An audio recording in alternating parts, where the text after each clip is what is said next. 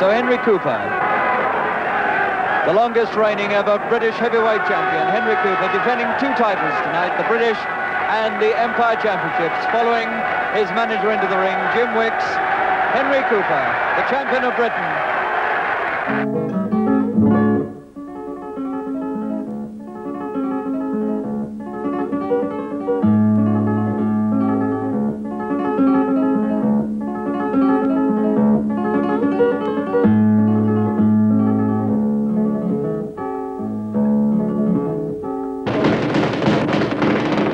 He was by no means the best professional pugilist the British have produced, not the fiercest fighter, nor the cleverest boxer, far from it. But for a quarter of a century now, and with a warm, snug serenity, the nation has been devoted to him. He allowed the words chivalry and sportsmanship to intrude on a brutal pastime, to such an extent that he became a mascot, a totem to the cause of honest endeavour under fire. To the British he was simply our Enery. That awesome padded weapon at the end of his left arm they referred to with relish as Enery's hammer. Well, now is Cooper going to pull the punch out that will keep his title, and he's hurt Bodell again with the left hook. He took it, he was wide open, and he's hanging over the ropes. Very much hurt indeed. There's a minute to go in the second. And Bodell's in real trouble. He's staggering around. And he's got him going. Cooper's got Bodell going. And he's hanging on the ropes, and he doesn't know where he is. And he's the winner. Cooper's the winner. In domestic competition, Henry Cooper was pretty well invincible. From 1959, he held the British heavyweight title for a record 12 years. At the most hostile and competitive international levels, his limitations were sometimes exposed.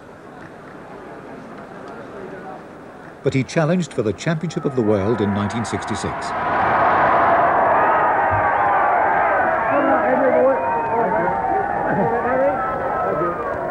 At Highbury Stadium, he fought Muhammad Ali.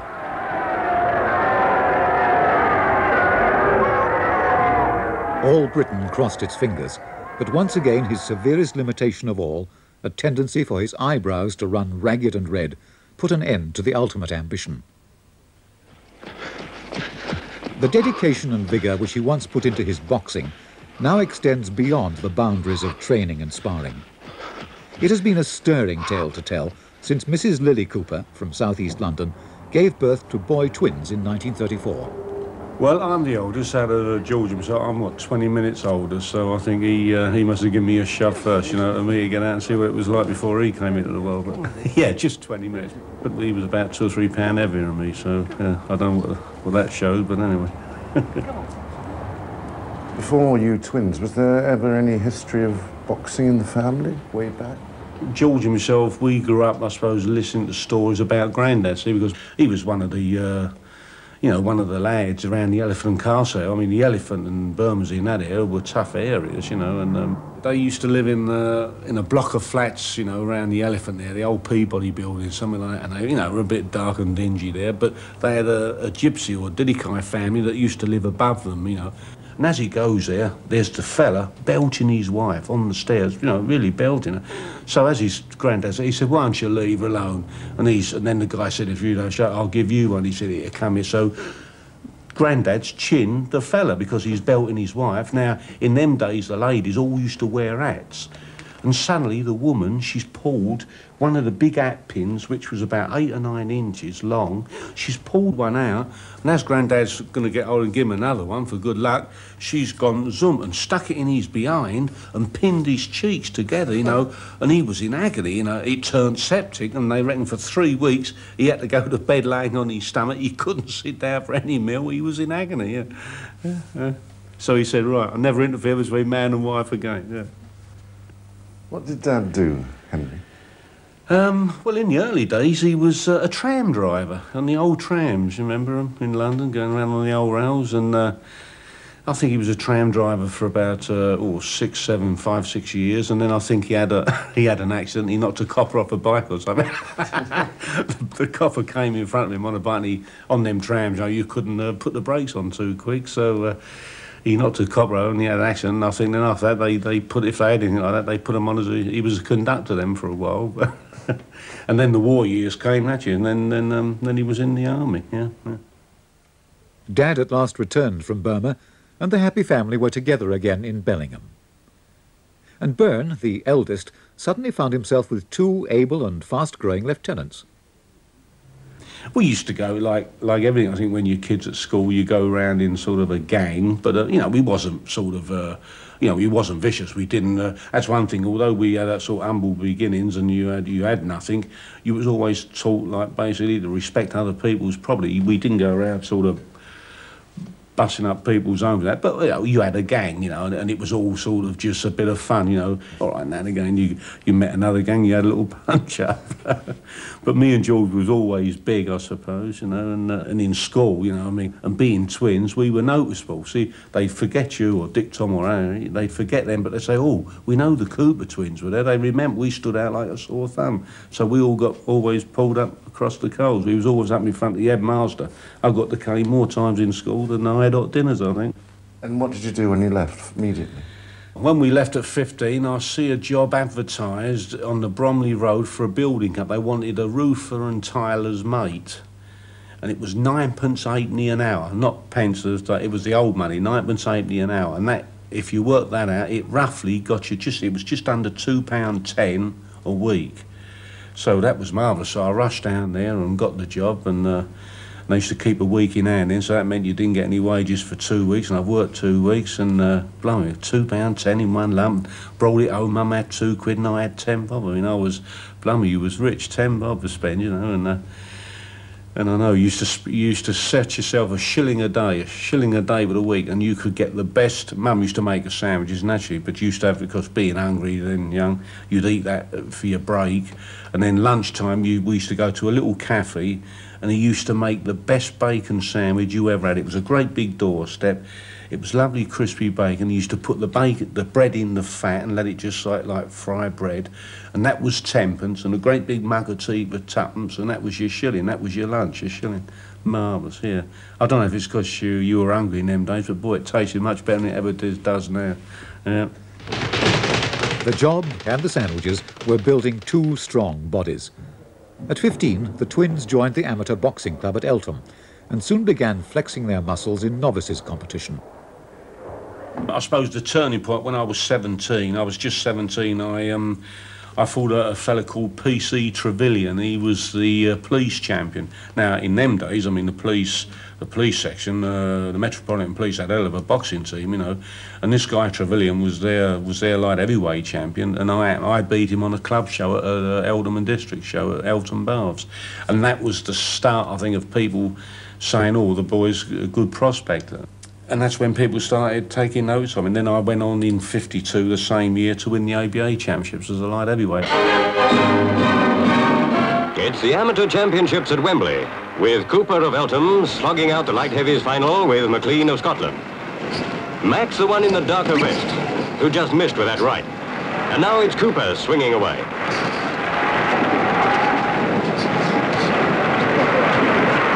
McLean stopped a beauty there. If there's not a lot of skill, there's certainly plenty of action in these bouts. And Cooper's the winner on points. And then in, 52, I went to the Olympics, fought in the Olympics. That was a sort of very political Olympics, 52. It was the first time, I suppose, you know, the Russians had all come into it after the war. It was, you know, and I fought a Russian. I got a bye in the first series, fought a Russian in the second series, and I forget now, there was a Frenchman. A Frenchman was the only non-communist judge. All the other was a Bulgarian, Hungarian. They give it to the Russian, and the Frenchman gave it to me. So I lost the decision on a split decision. But I thought I'd done enough to win. You know, I thought I'd done enough to. But I mean, that's how it goes. The rough, raw talents were developed during national service. It was then that J.T. Hulls, a London sports writer, suggested the twins sign professional, under the management of an astute old cove who, as it turned out, was to become almost a second father to them. Jim Wicks. I won 4 tenors on Barbarous, and put me a tenor on, what do you call it, Cap Grisonez. He'd been in boxing all his life and racing. That was his two loves. I mean, he was the greatest backer of horses you've ever seen. I mean, he made my hair go curly when I had some. I mean, we used to be away at training camp and I've heard him win thousands and just literally lose thousands. And his favourite saying was always, the game must be played. That was easy. He could win. I mean, I've seen people stamp and pull their hair out if they won a few thousand or lost a few thousand quid. Jim, his expression wouldn't change. The game must be played. And he played the game fair and square with his two new young striplings. All the boys he ever had, until they were earning, and I'm talking about in them days, until they were earning hundreds of pounds, he never stopped a penny off them. And that's against, you know, perhaps the rulings of the Boxing Board of Control, because, you know, the manager's supposed to take 25%. But he was good like that. He used to like the boys to be earning a nice few £100, £1,000 before he ever took any of his commission off him.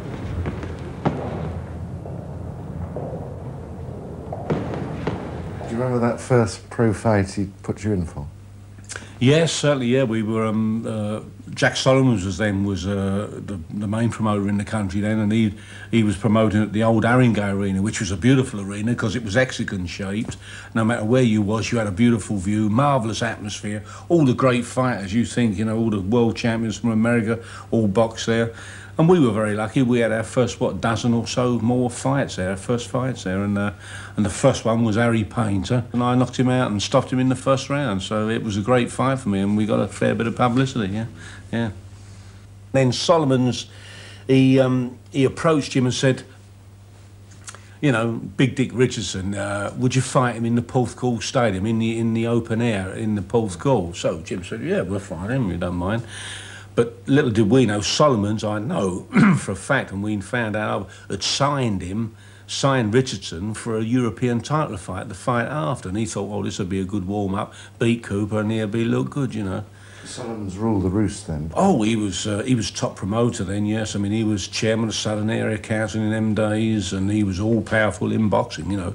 He had a very close liaison with Jim Norris, who ran New York State Athletic Commission, and they were all the fighters came over there. So he was a powerful man in boxing in them days, you know. And so he was putting this one on in Porthcawl, and then we go down, we upset the apple cart because Big Dick hit me with a punch which just shook me, you know, and I went on the deck and I've looked at Jim and said, I'm all right, Jim, don't worry, yeah, it's all right. And I didn't go down, I just went on my haunches because he just shook me. And as I got up, Big Dick, you know, he's a lovely guy, we talk now, we meet a lot, but he came and he thought, I've got the blight, you know, and he come in and he slung an almighty right hand and he telegraphed, you know, he went back 3 blocks to throw it, you know, and as he come, I went ping with a left hook, hit him on the chin, and he went down like a big tree. Solomon's face dropped about a foot and a half. I always remember Jim and had a little bit of a barney with Solomons after that because he knew, you know, that Solomons wanted Richardson to win, you know. But anyway, but that was the big turning point in my career. Round 14, 2 rounds to go. London touch gloves. Either he thinks it's the last round or he means it's the last round for you, Cooper. I don't know. Henry's career blossomed under Wicks, and in 1959 there was just one more hurdle to go and he would be British champion. Waiting for him was that uncompromising slugger from Lancashire, Brian London. It was the crucial challenge for Cooper. He still recalls it with a wince.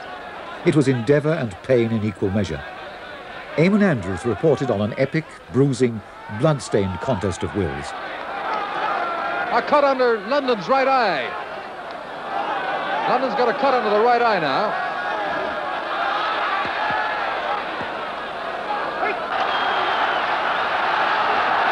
You want to be careful now.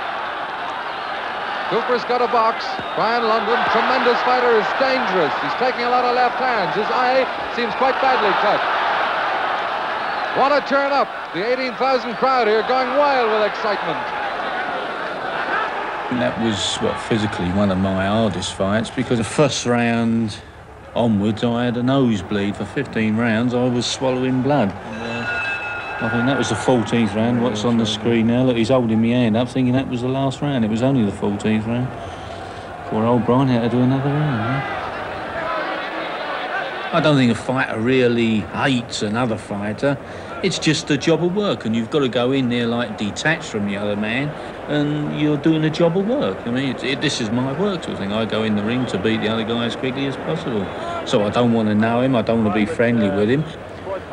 I've never felt revolted, you know, seeing the opponent afterwards, seeing the damage I've done, because he's in there to do it to me, so I've got to do it to him. It was Cooper who was doing it now. It was all coming together, the confidence and the timing. Those knuckles of his left hand were manifesting grievous business. I mean, whenever I hit someone with my left hook, which was my Sunday, but Enery's hammer, you know, when I hit them, I used to... The eyes in boxing tell you everything. You know, a lot of people say you watch the feet, you watch their stomach. Nonsense. You watch your eyes. The eyes tell you everything in boxing. Eyes register pain, happiness, joy, anything. And when I used to win with me left hook, they used to register a bit of pain. You could hit Joe Erskine. I used to hit him with a left hook, dead poker face, nothing. He used to just roll his head, and just momentarily you would say to yourself, now, have I hurt him or not? And just that split second, that's all he wanted, you know, to recover.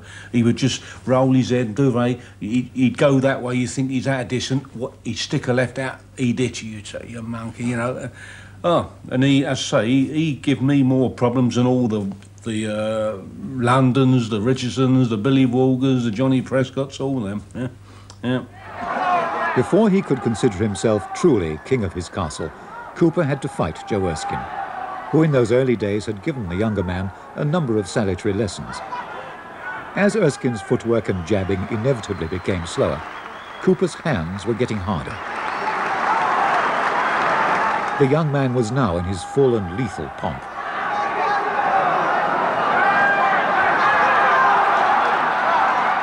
I always think that was the best finish of any fight I ever finished, because I hit him with a left hook and he was out, he was out, but as he fell, and he was falling sort of rather slowly, I hit him with about 4 or 5 other punches, and he went over the bottom rope and he was out for about 5 or 6 minutes. And you know, no fighter likes to damage or injure another fighter, and there was no more pleased man in that stadium when he came to, and he was all right, bless his heart, yeah. So already, long-time British champion now, you were looking to the world scene by then, weren't you? Yeah, I think so, yes. We'd had like 1 or 2 Americans over here and beaten them, and we've been British and European Commonwealth champion now since '59 sort of thing. So naturally, yeah, you're trying to make the grade in the world. And there was this young guy making a name for himself. He'd just been Olympic champion, and he'd had a good few fights, and he was in the middle of his big, you know, ballyhoo campaign, you know, predicting rounds. I'll stop him in 3, and we don't have to tell him who he was. In them days, Cassius Clay.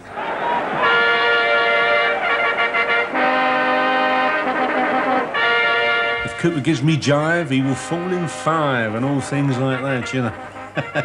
And people used to come up to me and say, does that upset you? I said, yeah, it doesn't upset me. I said, tell him to carry on. I'm on the percentage of the gate as well. He's selling tickets for me. He's earning me money. You tell him to keep going, yeah. Shake hands, and when the bell rings, come out boxing, and may the best man win. Brief instructions from Tommy Little, the referee. So here we go.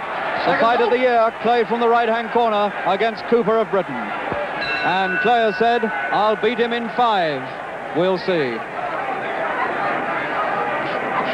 A lot of people think that Cooper's big chance is to go in early with his left hook and try and nail Clay. Clay, 6'2½", Cooper 6'1½". Clay really is a fine figure of the man. A phenomenon blew in, a young man who was to alter the very credos of professional boxing. Muhammad Ali, he was still called Cassius Clay then, and was not yet world champion. Cooper quick to pick up the left hook, and he's going in and he's hurt Clay. Clay's hanging on and he's blinking and frowning. In the first 30 seconds, the left hook of Cooper scores quickly. Clay was being carefully groomed, but Cooper hadn't heard about that.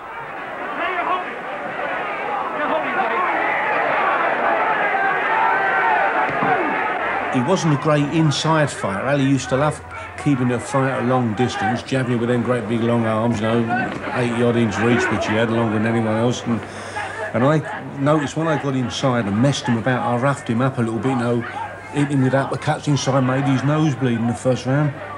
And the first thing he was doing was looking around the referee, appealing, you know, trying to get the referee to break us, you know. And now Clay is arguing with the referee that Cooper's trying to hold him and he's getting angry. Unfortunately, I think round about the third round, I got a bad slit in the brow again, the usual old bugbear. Yeah, from a punch. Yeah, he wasn't dirty. That's one thing with Ali. He wasn't a dirty fighter. He didn't know how to be dirty, and it was, if he cut you, perhaps it could have been an accidental clash of heads. But actually, what it was a punch that opened the first eye with a bit of the heel of the glove, a little bit, you know. And Jim Wicks was in about the fourth round was going to say, "Here, we've got to stop it."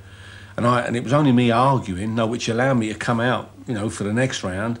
And I thought that I could catch him. And as I say, I just sort of trapped him on the ropes where he couldn't get back any further and slung the big left hook and wallop, it hit him. Unfortunately, I think if we'd have hit him when he would have been away from the ropes, so if he'd have fell, he'd have gone perhaps and hit himself and shook himself as he went down, he perhaps would have been counted out. We don't know.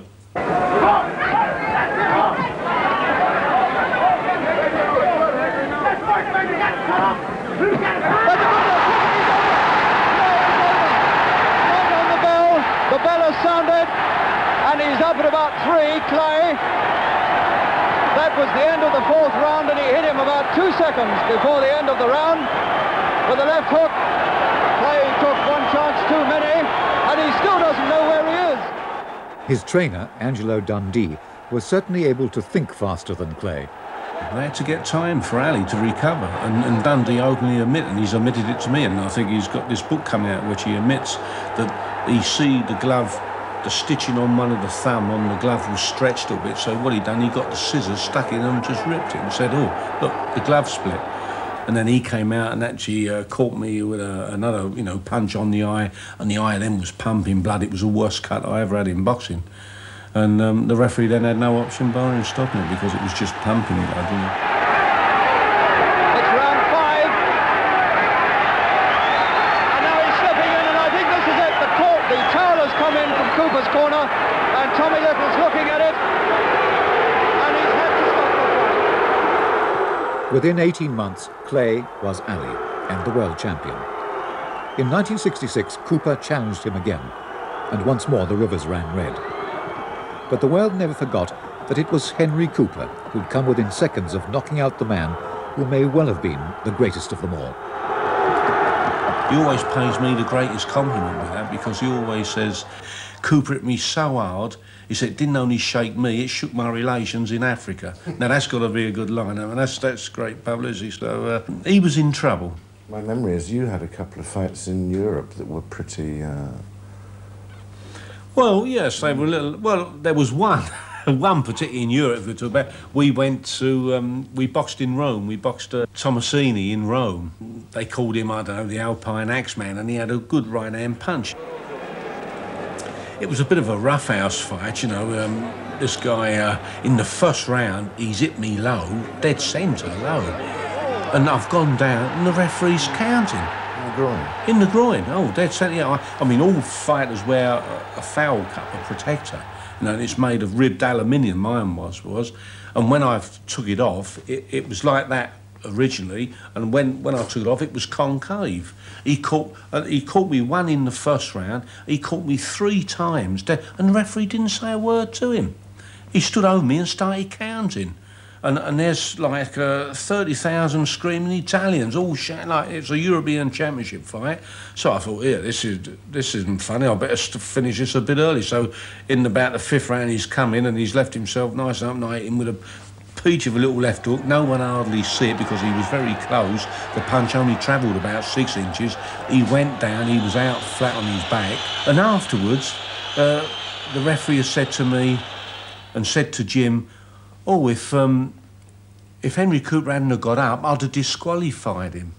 I said, "He'd have disqualified him. I know how much in front of 30,000 screaming Italians. When I knocked him out, the Italians, they all started slinging lumps of salami and oranges and all that at me. I thought any minute the backs of the seats are going to come over, but thank God it didn't, you know. So we won in the 5th round and everything was all right." Lucky you'd married into the nation. Yeah, but I think that was only... Albina's village was the only Italian village who was all cheering for me. for me to win the fight. Albina, his wife, only once dared watch him fight. It was almost too much to listen on the radio. Lunges forward, Mühlenberger grabs him, and again is told not to do it because that head drops each time he does it. Dangerously for Cooper, who cuts so easily, but no sign of a cut yet. So Mühlenberger lets Cooper have a light left to the face. Isn't he? Now, Cooper comes in, he's first to punch again, just slips inside the left hand that Mühlenberger flings in retaliation, but he's being roughed to the corner on the far side. Again, there's a clash of heads, and again the referee is stopping them and having a word about it. And he's having a look at Cooper's cut over his right eyebrow. My goodness, that was that last clash in the corner there. This was against Mildenberger in 1968 for the Championship of Europe. Her Henry does the fighting in the ring, and her mother-in-law was there to hold her hand. Yes? He's won it! What's happened? Oh, wait. Mühlenberger, nothing is a possibility. No. He won. Away from him and back to his corner. And then Oh, it's over, and it might not. I hope it's not too bad to cut, though. No. Can't be because it wasn't touched. Mühlenberger is ruled out. Cooper is the winner. Barry. Oh, he's got.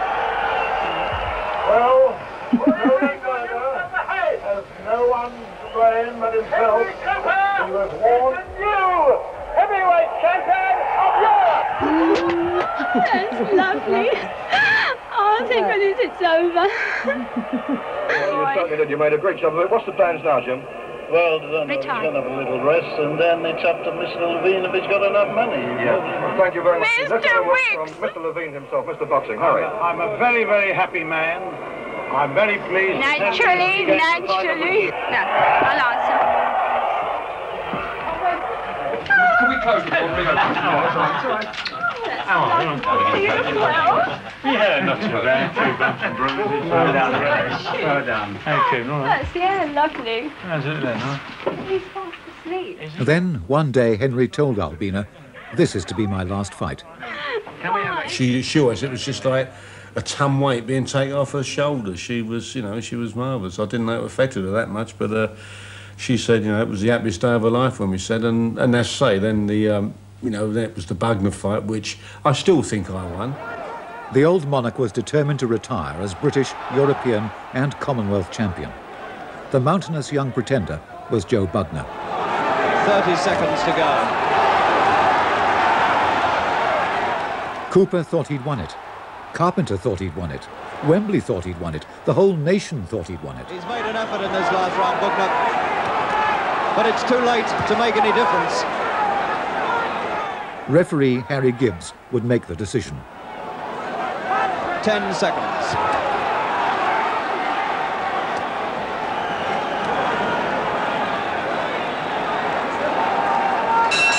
And there it is. It's over. And Cooper gives him a pat and says, well done, and he's given it to Bugner. He's given it to Joe Bugner, and I find that amazing.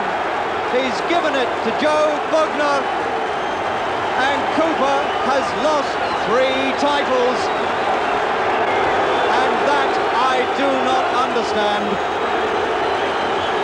And the whole of Wembley erupts into a storm of booing. And how in the world can you take away the man's 3 titles like that? The referee was unaccountably in a majority of 1.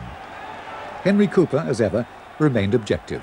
He looked so good. He looked $1 million, and only produced a 2-bob performance at times, and that's why the public booed him. Oh no, I haven't got nothing against him. I mean, if I see him, I'll say hello to him now. I ain't gonna. Wouldn't speak to the referee, mind you, but I mean. He's a more gentle sporting competitor today, but just as competitive. And that legendary old left hand is still doing its stuff for him. Now you get a good view of that very upright putting style of Henry Cooper's. Look how straight the wrists are. Very close to the feet with the ball. Tall man, of course, over 6 feet. Very upright. Just draws it back. Gives a little pop. And it disappears. And how's that for a 4? Well, a 4, net 3. And 3 points. He's a beautiful little boy.